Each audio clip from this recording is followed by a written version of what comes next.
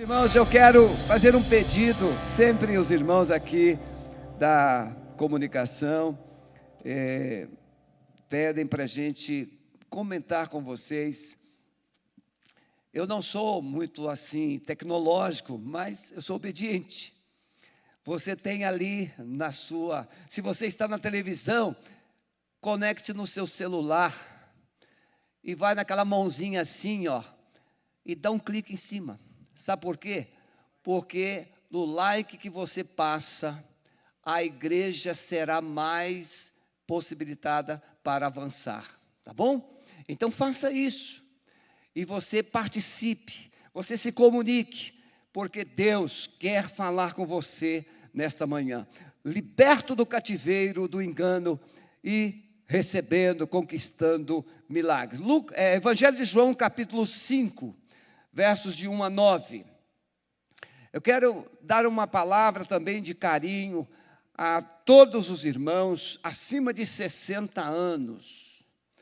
Irmãos queridos, vocês estão no meu time. Não fiquem preocupados com quanto tempo você estará sem o culto presencial. Fique preocupado se você não estiver vivendo e andando na presença dEle, na presença de Deus. Adore ao Senhor, porque Jesus disse à mulher samaritana: Deus procura adoradores que o adorem em espírito e em verdade.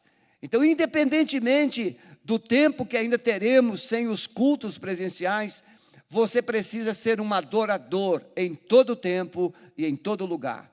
Aos membros da igreja, de um modo geral, eu quero dar uma palavra de gratidão. Vocês têm sido obedientes, vocês têm sido leais, fiéis. A caminhada da igreja, nós pagamos no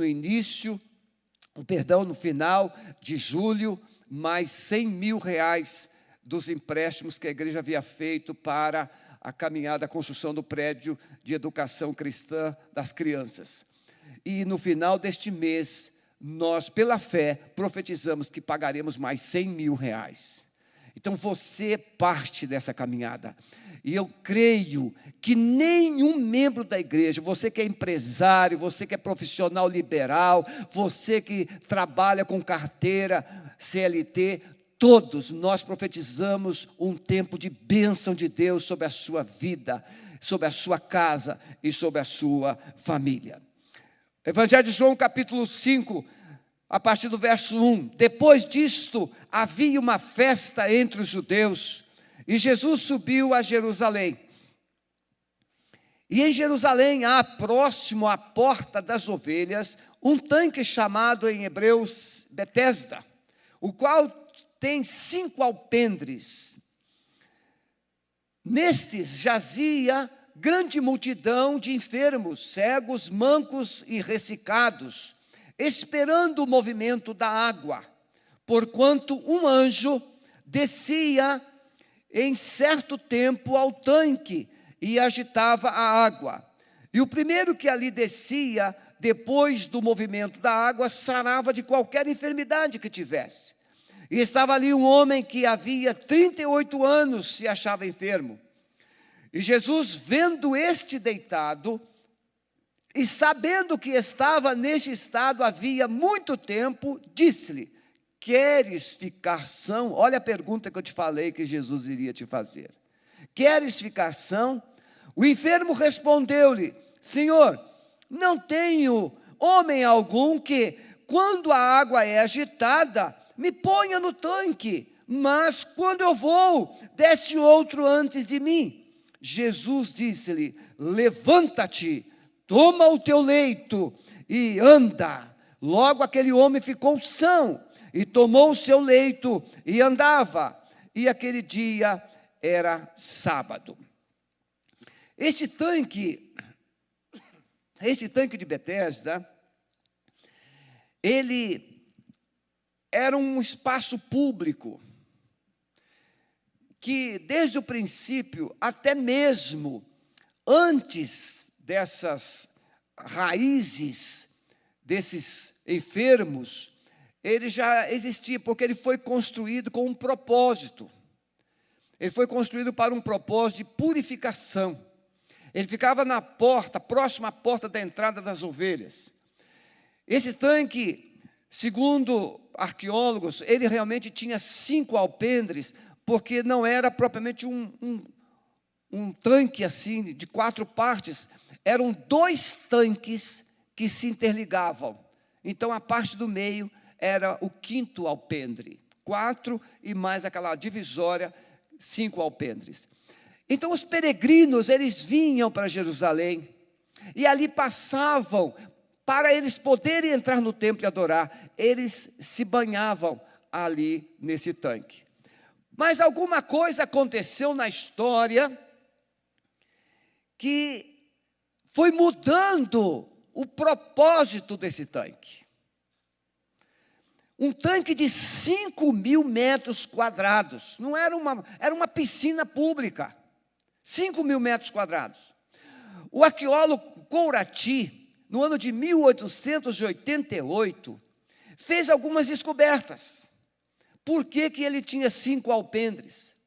E muitos estudos foram feitos. Por que ele se tornou um lugar de peregrinações? Nós sabemos que, na história da humanidade, alguém aparece e diz que debaixo daquela árvore, ele teve uma visão, e depois daquele momento ele ficou curado de alguma coisa. Não é difícil daquela árvore se tornar um centro, um lugar de peregrinações e de romarias. Por quê? Porque alguém disse que debaixo daquela árvore houve uma manifestação mística de Deus, poderosa, espiritual, e ali ele recebeu alguma graça, algum milagre. E mais ou menos isso que aconteceu no tanque de Betesda. Vamos entender então. Esse tanque tornou-se um lugar de peregrinação, ou de peregrinações, onde as pessoas buscavam curas e milagres para as suas vidas. E essas peregrinações surgiram das influências mitológicas grega-romana, porque cultuavam Esculápio, ou Asclépio, que Esculápio na língua grega, Esculápio na língua latina, Asclépio na língua grega. Esse personagem, segundo a mitologia grega, ele é originário de uma experiência íntima do deus Apolo e de uma mulher carnal, não é? Coronis, uma mortal. E desse relacionamento nasce Esculápio, o deus da medicina, o deus da cura. Por isso que ele era muito adorado pelos soldados romanos, porque naquele tempo as guerras com espadas e lanças, muitos ferimentos. E então surgiu a cultura, a prática, que essas pessoas vinham para aquele templo. Só na Europa Ocidental chegou a se edificar 400 templos para adoração de Asclépio ou Esculápio. E os soldados então vinham, e nesse lugar, e ali em Jerusalém, essa cultura se estabeleceu, naquele período de ausência de Deus. Quando eles vinham, havia um dito que se a pessoa passasse uma noite inteira dentro do templo, e pela manhã ela viesse ali no tanque, e ela se banhasse, ela ficaria curada. Começou assim. Mas pastor, e o movimento das águas, como é que funcionava isso? Havia lá uma lenda que as águas se moviam. As águas, elas eram correntes, havia uma fonte que abastecia a piscina. Então, quando essa fonte de água era aberta, você percebe que a sua piscina fica lá paradinha, a água fica paradinha. Mas se você ligar aquela bomba que abastece a piscina, as águas começam a se mover.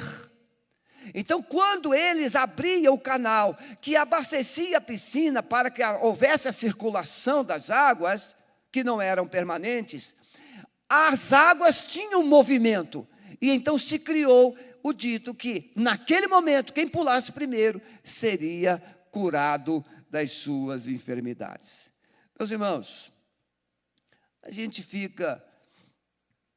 não precisamos de muito esforço para a gente entender como que os enganos, garrafadas de ervas, remédios mágicos, lugares com práticas de romarias, idolatrias, para a busca de uma cura. Bastou um episódio e tudo começou. E as pessoas buscam. Por quê? Nós vemos no Rio de Janeiro, tem as escadas da Igreja da Penha. Não sei quantos degraus, mas são muitos, e muitos íngremes. Pessoas faziam promessas de subir aqueles degraus de joelhos, por uma cura.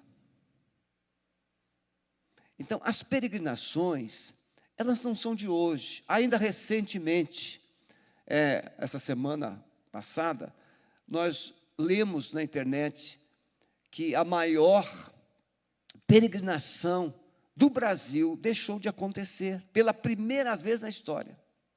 Não sei se vocês leram. A maior peregrinação do Brasil deixou de acontecer. Então eu quero trabalhar, meus irmãos, esse engano daqui do tanque de Betesda, para os enganos que têm se alojado na sua mente, na sua vida.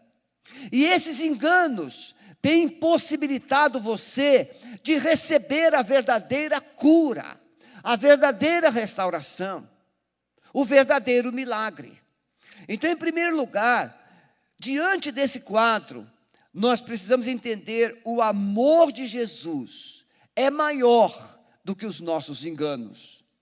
Aquele homem estava ali, deitado.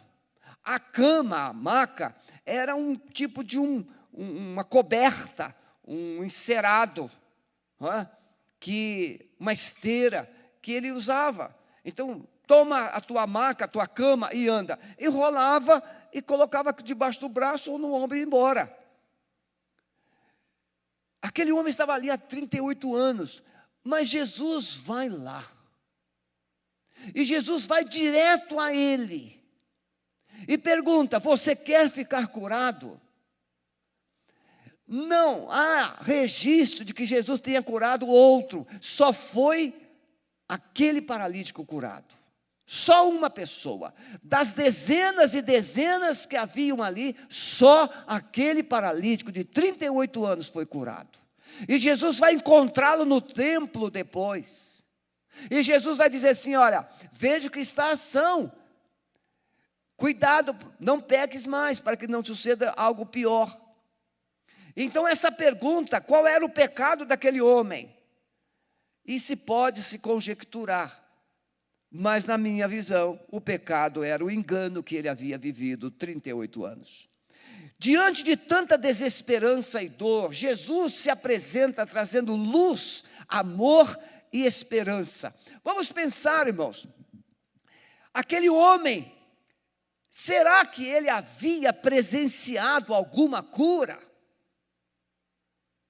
Ele diz assim: Senhor, quando as águas se movem, as pessoas, eles chegam primeiro que eu. Mas ele não diz: Senhor, o fulano foi curado, o Beltrano foi curado. Não, ele não disse assim. Ele disse: Senhor, as pessoas com menos problemas, elas vão primeiro.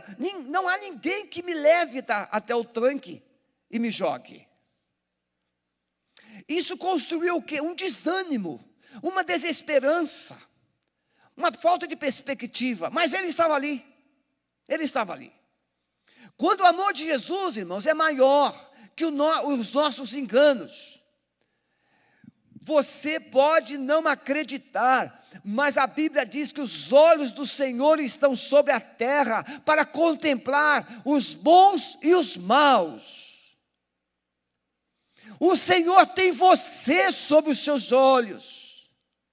Ele conhece a sua vida, Ele conhece o seu nascimento, Ele conhece o que você vive, Ele sabe o que está acontecendo na sua vida. E quando Jesus chega naquele dia em Jerusalém, Ele vai. Porque na presciência de Jesus, na onisciência de Jesus, Ele conhecia a vida, a história daquele paralítico. E hoje você que está me ouvindo aí na sua casa, Jesus conhece a sua história, Jesus conhece as raízes dos seus problemas, Jesus sabe de toda a sua trajetória. E hoje, nesta manhã, Ele vai te falar. E Ele vai te fazer essa pergunta: você quer ficar são? Você quer ser curado? Aquele homem, em vez de dizer, sim, Senhor, eu quero ser curado, não, ele procurou o culpado. Senhor, não tem ninguém que me ajude. Então, nesta manhã, eu quero profetizar que a sua mente não encontrará desculpas e enganos. A sua mente captará a voz do Espírito Santo e tomará posse das suas promessas. O amor de Jesus é maior. Jesus olhou para aquele homem, Jesus contemplou a sua dor, Jesus viu a sua miséria. Um homem com 38 anos, naquele lugar fedido, pessoas com feridas nas pernas. Jesus vai lá, estende a mão. O amor de Jesus, meu amigo, minha amiga, você pode não acreditar, mas Jesus te ama muito. Pastor, eu tenho dificuldade de acreditar, porque a minha vida é o inferno, é o sofrimento. Sim, aquele homem também estava ali, num sofrimento de 38 anos, mas um dia Jesus chegou lá. E quem sabe esta manhã é a sua vez, quem sabe? Podemos encontrar pessoas dispostas aos maiores sacrifícios, nas suas peregrinações, em busca de um milagre. Meus irmãos, nós vivemos um tempo em que as pessoas questionam tudo. Se o culto da igreja demora um pouquinho, questiona. Se o pastor não agradou, questiona. Mas as pessoas não questionam sacrifícios para receberem alguns favores divinos. As pessoas estão dispostas a pagar, as pessoas estão dispostas a ir a qualquer lugar para encontrar uma resposta para o seu coração, pois eu quero te dizer que você não precisa sair do lugar da sua casa para receber o milagre, o favor de Deus, porque esse Deus decidiu descer do céu e vir ao seu encontro. Uma divindade que depende de que você saia e vá até onde o seu culto é prestado, é uma divindade vã. Porque o nosso Deus é onipotente, onisciente, onipresente. Ele é o Deus de toda a terra. Não dá para a gente entender, mas tem coisas que não precisamos entender. Você lembra quando eu estudava o ensino médio? Para que, mamãe? Essa matemática, para que? Eu não vou precisar disso para nada. Lembra disso? A gente falava, questionava, né? Matemática, para que fazer todas essas equações? Aí um dia ele foi fazer o vestibular, lembrou, preciso saber as equações. Foi fazer um concurso mais tarde, precisou saber as equações. Hoje você questiona, por que precisa disso, por que precisa daquilo? Mas um dia, Deus vai trazer a revelação para o seu coração. Jesus conhecia a história e o tempo em que esse homem havia passado naquele lugar.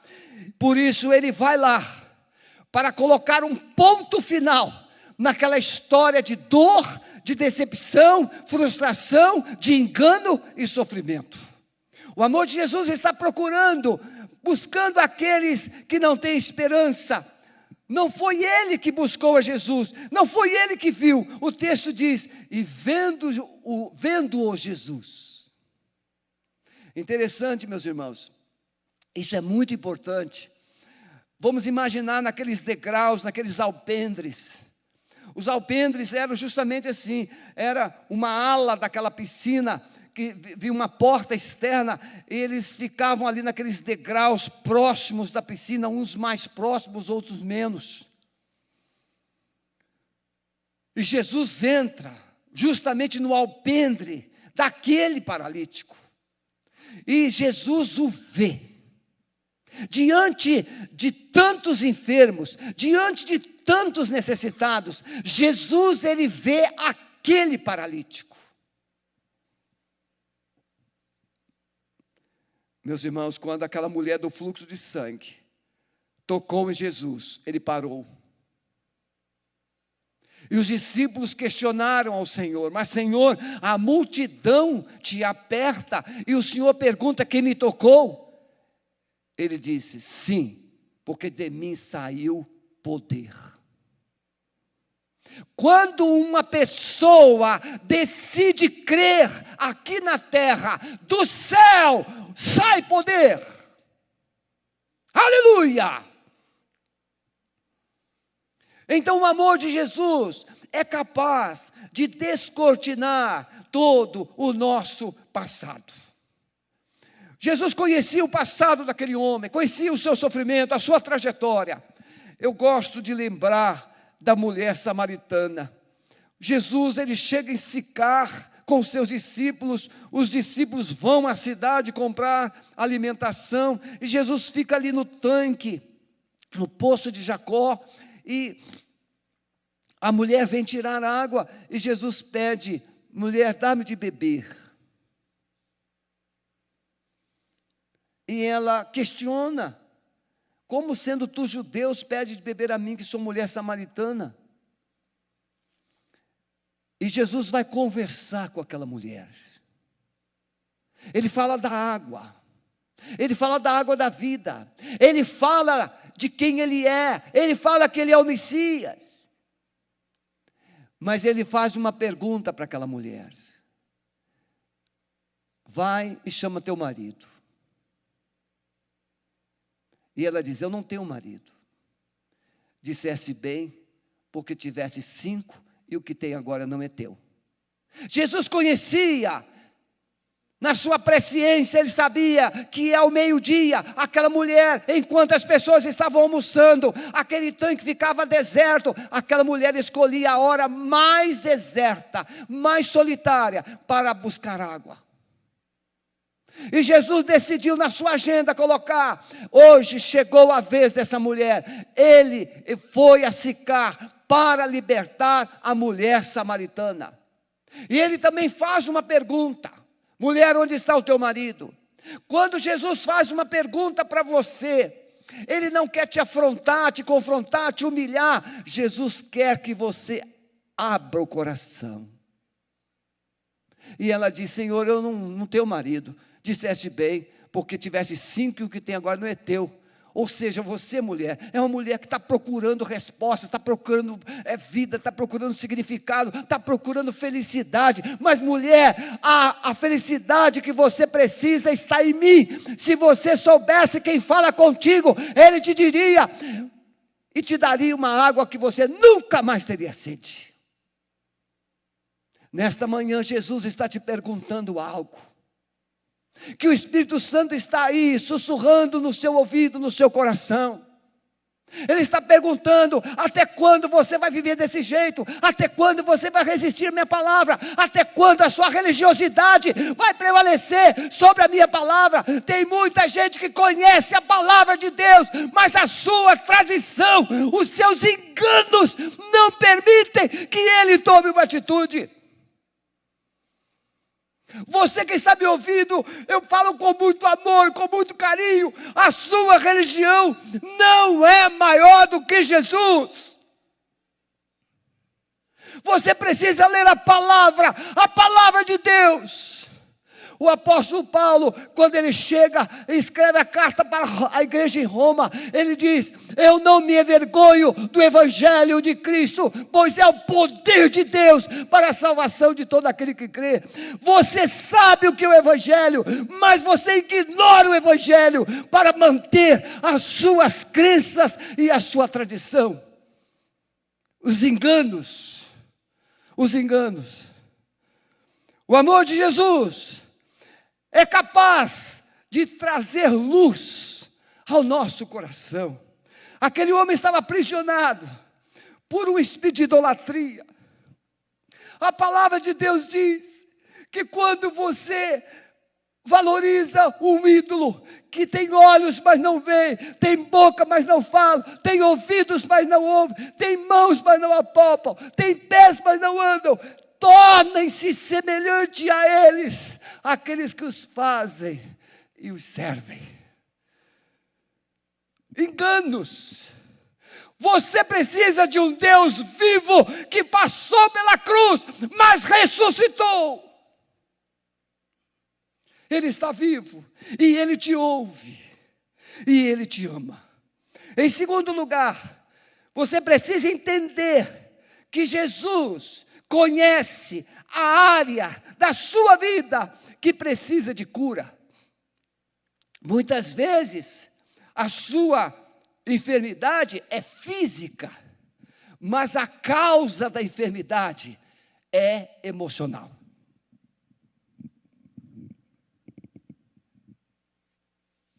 É emocional, é espiritual. Eu poderia aqui contar inúmeras experiências, mas eu vou contar uma. Moisés, posso falar, né, Moisés, da sua mamãe, né? O Moisés está aqui.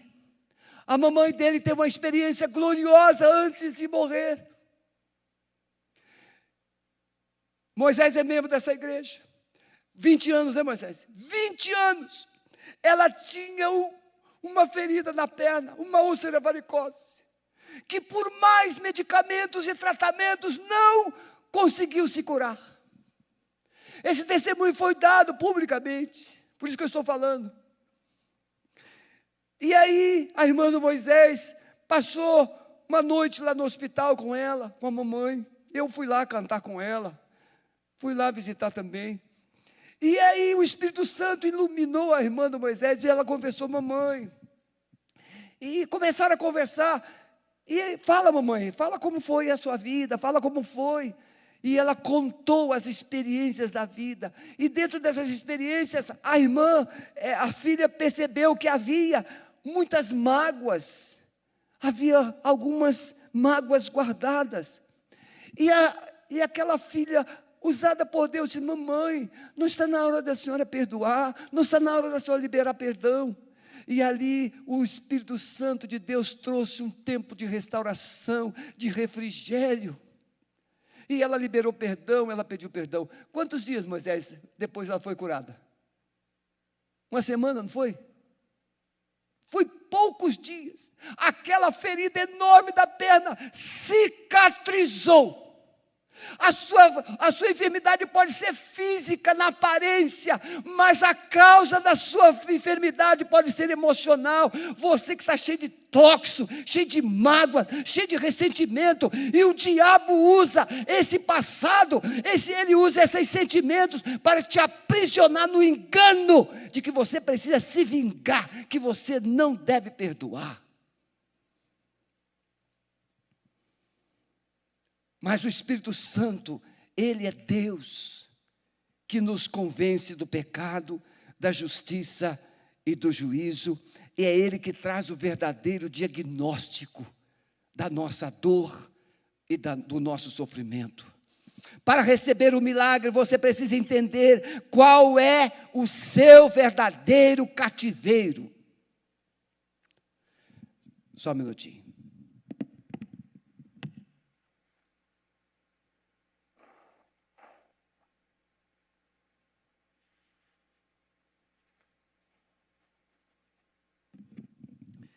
Para receber o milagre, você precisa entender qual é o seu verdadeiro cativeiro. Eu estava lendo essa semana, final de semana agora, uma reportagem sobre o time do Red Bull Bragantino. O maior hospital da América Latina. Esse é o Brasil que nós estamos vivendo. O maior hospital da América Latina, Albert Einstein, testou todos os atletas e dirigentes do Bragantino. E houve um diagnóstico de que 26 entre atletas e dirigentes estavam positivos com Covid. Mas o Bragantino duvidou, ficou preocupado, foi fazer em outro laboratório e todos deram negativo. E aí o Hospital Albert Einstein foi fazer de novo e deu negativo, só que era menos de 2 horas antes do jogo. E está uma polêmica. O que aconteceu? O que aconteceu não é tão relevante, mas a causa é relevante. Alguém morreu, alguém sofreu, alguém perdeu, alguém deixou. É assim que trabalha o engano, é assim que trabalha a mentira, é assim que trabalha a manipulação. E qual é a explicação que está sendo dada? É que o lote dos elementos químicos que são usados na testagem, ele estava contaminado, ele estava sem validade. Isso está aí, irmãos, no maior estado do Brasil, no maior hospital da América Latina. E nós temos que falar, por quê? Porque o homem enganado, ele manipula. Qual é a área da sua vida que precisa de cura? Não é o seu corpo. Você precisa de cura na alma, porque na alma estão registradas todas as emoções, desde o dia que você foi fecundado no ventre da sua mãe. É na sua alma a sede das emoções. Por isso que tem gente que não tem vontade de viver, tem gente que está com vontade de morrer, tem gente que não tem vontade de nada. Por quê? Porque a alma está aprisionada. Jesus conhece a verdadeira causa da sua enfermidade. Jesus conhece a verdadeira causa da sua paralisia, da sua cegueira. É tão difícil. Jesus em João 9, ele cura um cego de nascença. E aquele cego chega no templo, curado, e começam a questionar, mas eu acho, não, ele não nasceu cego. Chamaram o pai, sim, ele nasceu cego, esse é meu filho e ele nasceu cego, mas como é que ele vê? Como é que ele vê? Não sei, eu só sei uma coisa, que ele era cego, agora ele está enxergando. As manipulações, as resistências, a manifestação do poder de Deus, do poder de Jesus. Feridas, qual a área da sua vida que precisa de cura? Mais do que um corpo bonito, você precisa de uma alma alegre. Mais do que um corpo bonito, você precisa de uma mente sonhadora. Oh, glória! O que adianta você ter um homem bonito do seu lado, mulher, se esse camarada é um palerma, esse camarada não tem ânimo, ele não tem palavras de alegria, ele não tem palavra de esperança, ele não tem nem vontade de trabalhar, é só um pedaço de carne enfeitado. E você, homem, que tem uma mulher bonitona do lado, mas é uma jararaca, isso não vai mudar a sua vida. Você precisa de um homem e de uma mulher que tem uma mente sonhadora, cheia de esperança, da graça e da glória de Deus. Pode ser novo ou velho, mas tem que ter sonho. Em Gênesis 37, 39, diz o texto que José teve um sonho, mais 3 versículos mais na frente diz, e José teve outro sonho. Não basta você sonhar, tem que continuar sonhando.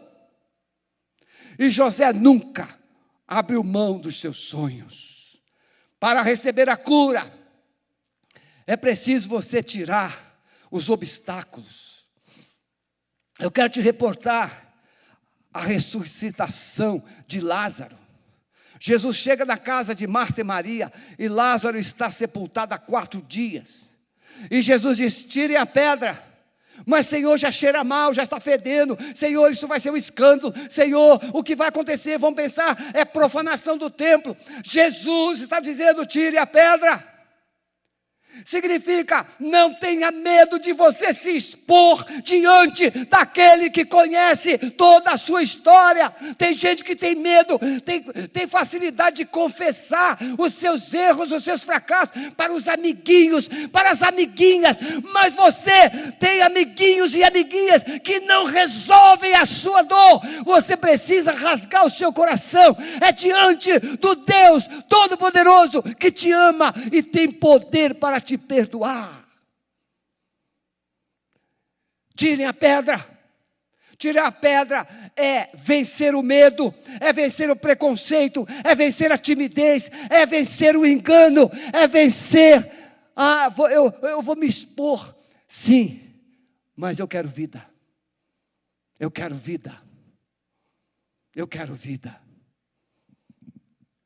Jesus não morreu num lugar escondidinho. Jesus morreu no alto de uma montanha, publicamente, quase sem roupa. Se expôs ao desprezo público, por amor a você. Remover a pedra implica em se expor, correr riscos, até mesmo ser envergonhado ou envergonhada, mas receber o milagre da vida. Quando tiraram a pedra, Jesus pôde dizer: Lázaro, vem para fora. E Lázaro veio, ressuscitou. Se você quer receber o milagre, pare de se esconder. Se você quer receber o milagre, pare de deixar se enganar. Porque tem enganos que é conveniente. Enganos convenientes. Não tem uma frase aí, me engana que eu gosto? Não, engano pode ser até conveniente, mas é destruidor. É preciso você expor o seu coração, entender que precisamos, entender que podemos deixar de receber o milagre, porque ficamos procurando culpados para a nossa dor e para o nosso sofrimento. Senhor, não há ninguém que quando as águas se movem, me leve até o tanque e me jogue lá. Não há ninguém. Eu quero te desafiar aqui hoje, em nome de Jesus. A partir de hoje, faça um jejum de murmuração, faça um jejum de crítica, faça um jejum de qualquer coisa que faça a sua vida não andar. Decida adorar. Decida adorar a Deus. Decida exaltar a Deus. Eu já disse, o meu irmão mais velho, ele tinha problema no trigêmeos. E era uma dor tão terrível que a lágrima queimava a pele dele como se fosse ácido. E uma determinada noite o meu irmão estava sentado na sala, no sofá, todo encolhidinho, porque ele já estava 3 dias sem poder abrir a boca. Não podia fazer movimento nenhum de tanta dor. A esposa dormindo no quarto, porque tinha que trabalhar no dia seguinte. E o meu irmão olhou para o teto e simplesmente começou a dizer: o Senhor é bom, o Senhor é bom, o Senhor é bom. Deu um estalo na cabeça dele. Ele foi curado na hora. Aquela dor nunca mais voltou. Em vez de você murmurar, reclamar, comece a adorar, comece a exaltar, comece a glorificar, porque na sua adoração você vai atrair a presença de Deus para a sua vida, e Ele poderá te fazer essa pergunta: você quer ficar são? Você quer um casamento melhor? Você quer uma família melhor? Você quer uma vida mais saudável? Jesus não está procurando culpados, irmãos. Quem procura culpados é o diabo. Ele é acusador. Jesus procura adoradores. Então, se você se dispuser a adorar, Ele te acha. Deus procura adoradores que o adorem em espírito e em verdade. Decida adorar, porque o Senhor Jesus vai te achar. E Ele vai te abençoar. Em último lugar, meus irmãos, entender que Jesus tem poder para nos libertar dos enganos do passado e trazer a cura, a restauração dos sonhos perdidos. Eu quero que você, por favor, pense agora, quantas coisas você sonhou e ficaram perdidas na trajetória. Quantas coisas você escreveu, você sonhou e foram ficando no esquecimento. Mas hoje, nesta manhã, Jesus está aqui, Ele está aí onde você está agora, e Ele está dizendo, hoje chegou a sua vez. Você quer ficar são? Levanta-te, disse Jesus para ele, toma o teu leito e anda. Um homem paralítico há 38 anos. Irmãos, hoje a gente tem um problema no ciático. E a gente fica sem conseguir andar. Agora, a cura de Jesus não é assim, parcelada. Olha, hoje você vai ser curado, mas você tem que fazer fisioterapia. Não, a cura de Jesus é automática, é instantânea. Aquele homem saiu pulando, tal qual aquele moço do templo lá, na porta de Salomão, no templo de Jerusalém, que Pedro e João curaram. Levanta-te, 40 anos aquele homem. Quando Jesus cura, nem fisioterapia precisa fazer. Jesus disse, levanta-te. Um homem que ficava deitado há 38 anos, meu irmão, só quem é fisioterapeuta sabe como é que isso funciona, o médico ortopedista. O milagre precisa ser desejado, não podemos perder o foco da fé. Jesus está falando com você sobre salvação, e você está pensando sobre dinheiro, você está pensando sobre posição, você está pensando em fama, você está pensando em coisas supérfluas. Ele está falando da sua alma. Irmãos, eu estava hoje meditando, ouvindo uma música pela manhã, o Espírito Santo me levou a uma reflexão. Fama, poder, glória neste mundo não significam nada diante dele. A Bíblia registra um homem, um jovem, que a Bíblia chama de o rico insensato. Ele teve uma produção extraordinária, muita produção, e ele disse, o que eu farei? Vou construir celeiros maiores, e vou armazenar, e vou dizer, alma, você tem em depósito muitos bens, come, descansa e folga.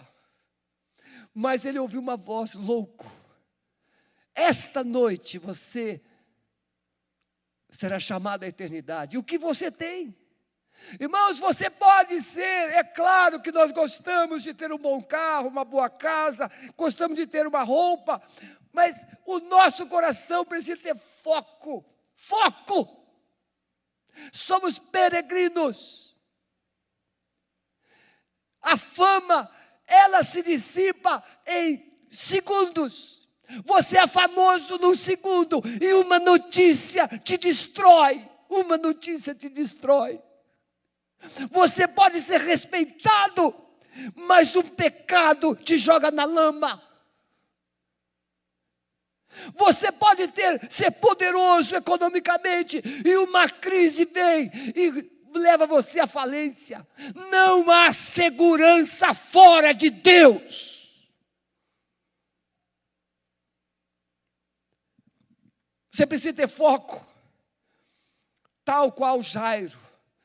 Sua filha já morreu, Jairo. Jesus rapidamente disse, Jairo, não temas, crê somente. E Jairo creu. O diabo vai mostrar o seu passado, ele vai mostrar pessoas que te abandonaram, ele vai mostrar pessoas que te decepcionaram, ele vai mostrar as suas perdas, as suas desilusões, ele vai mostrar tudo que não presta, mas eu quero nesta manhã chamar a sua atenção para você olhar para aquela cruz, olhar para aquele túmulo vazio e saber que existe um Deus Todo-Poderoso que te ama. Ele ressuscitou, e Ele está aqui para dizer, levanta-te e anda. Ele é o Senhor. A fama desse mundo passa. Por isso que o apóstolo João diz: não ameis o mundo e nem o que no mundo há. Porque aquele que ama o mundo, o amor de Pai não está nele. O mundo passa e com ele os seus prazeres. Mas aquele que faz a vontade de Deus permanece para sempre. Jesus disse para Marta: seu irmão vai ressuscitar. Jesus, a mulher do fluxo de sangue, ela disse: eu tão somente tocar nele. Foco, foco. Jesus pergunta para esse paralítico: você quer ser curado? Precisamos entender que o tempo pode ter roubado de você a esperança e a fé. Os músicos podem vir, mas nesta manhã Jesus está aqui para dizer para você: eu posso transformar sua história de perdas em uma história de ganhos. Só que é diferente.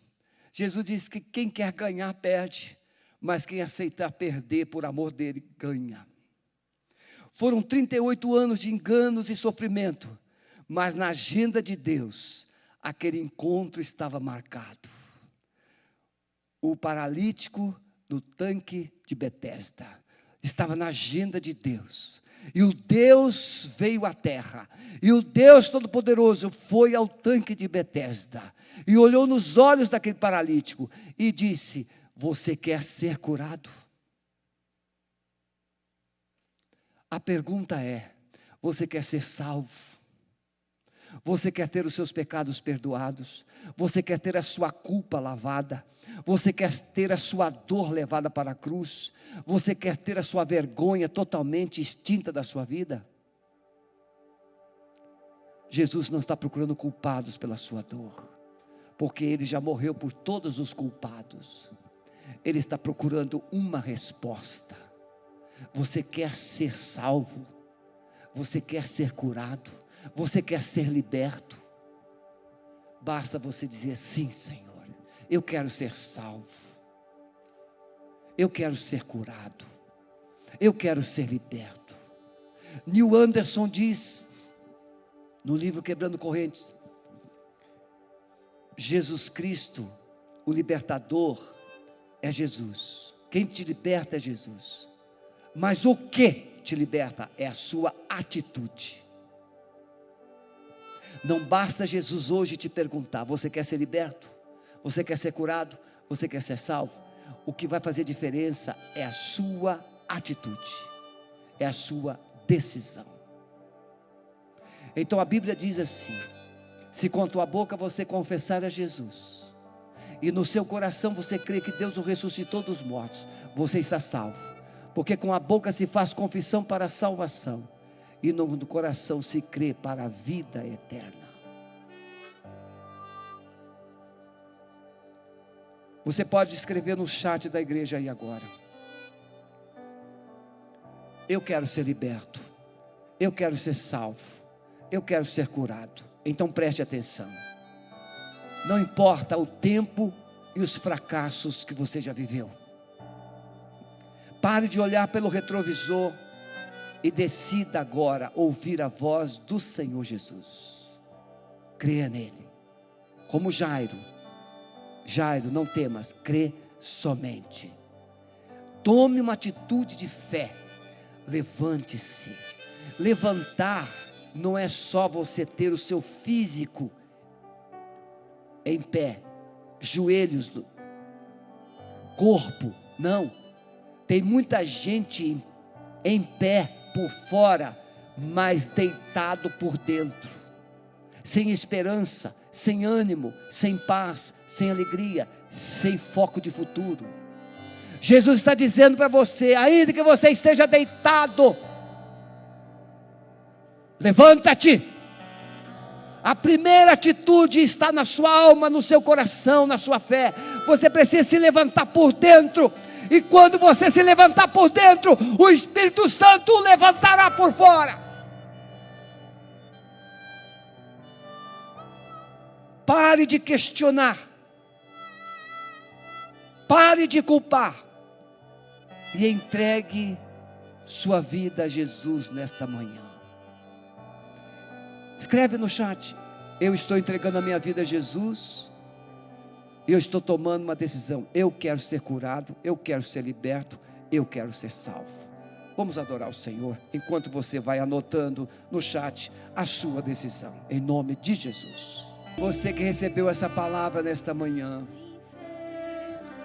e você já deu a sua resposta. Os céus se movem. Quando nós ligamos na terra, Ele liga nos céus.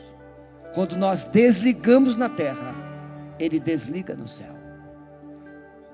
Eu estou desligando da sua mente, eu estou desligando da sua alma todos os enganos que foram acumulados na sua história, e eu estou agora ligando na sua mente, na sua alma, no seu coração, uma palavra de fé e de esperança. Todos os equívocos, todas as mentiras estão sendo levadas para a cruz, e a esperança está inundando o seu coração. Amado Espírito Santo de Deus, traz luz, traz esperança, traz fé para esse coração, e no poder do nome de Jesus, eu digo para você: levante-se e comece a viver um tempo novo. Saia dessa depressão, saia desse câncer, saia dessa culpa, saia desse fracasso, saia dessa paralisia. Recebe a vida no poder do nome de Jesus. Senhor, eu creio que o Senhor agora está entrando com poder, com autoridade em todos os lares conectados, e a cura está chegando, a vida está chegando, a salvação está chegando, um novo tempo chegou. Eu te abençoo no poder do nome de Jesus, e fique na paz, porque Jesus está com você. Nós estaremos juntos logo mais às 18h30 e contamos com você. Deus te abençoe. Deus abençoe a sua família. Uma semana extraordinária está começando hoje. Vai ser a mudança radical da sua vida, da sua família e da sua história. Deus a todos abençoe.